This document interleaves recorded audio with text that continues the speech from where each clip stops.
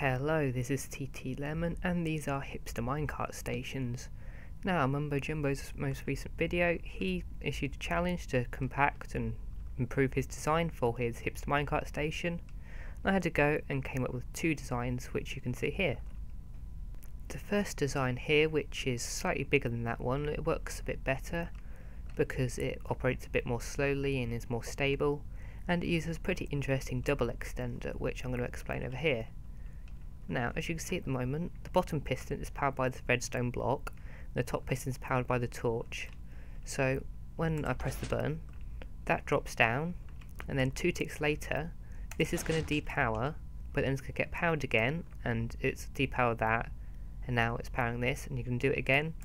Because of the bud effect, this piston doesn't get updated when it drops down, and it brings it down, and then the minecart is just fired across.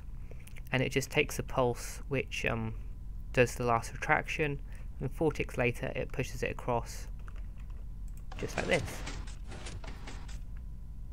Now this design I think is the smallest out there. It's only 3x3x4, which makes 36 blocks, but it is a bit derpy, as you can see when I press the button. The minecart derps about a bit, but it does work. So if you have a laggy world or on a server, this probably won't work, but if you're not very laggy on single player, this should definitely work. Now this does operate off a different principle to the other one.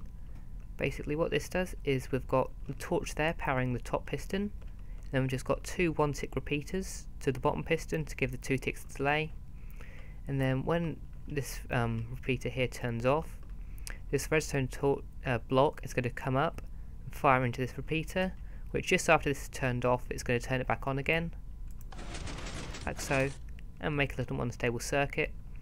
And then because it goes into that, it pushes the block out the way, as you can see, like that, and it makes a really simple little 1-tick monostable. Also, that when this, as you can see at the moment, this dropper is powered, but this dust turns off, and when it turns back on, it's going to power the hopper, power the dropper, fires the item into the hopper, and powering this.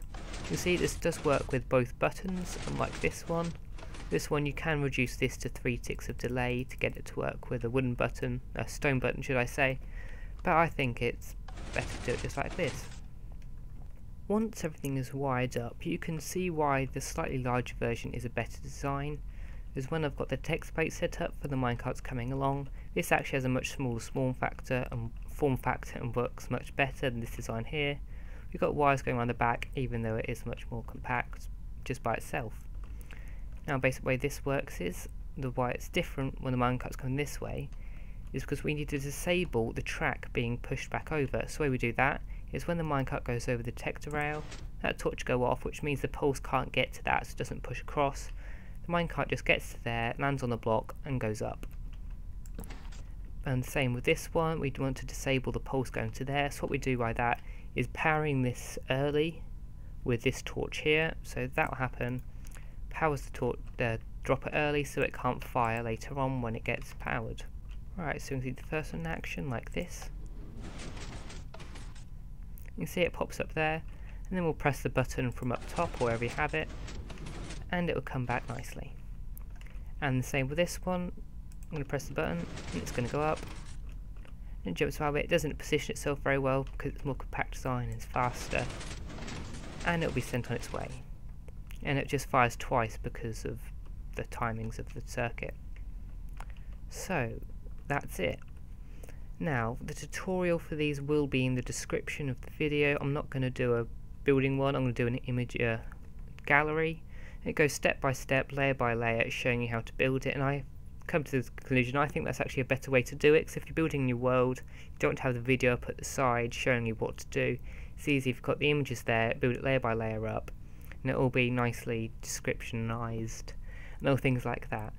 So give this video a like if you liked it, subscribe if you want to see more of my content. Thank you for watching, and this has been TT Lemon.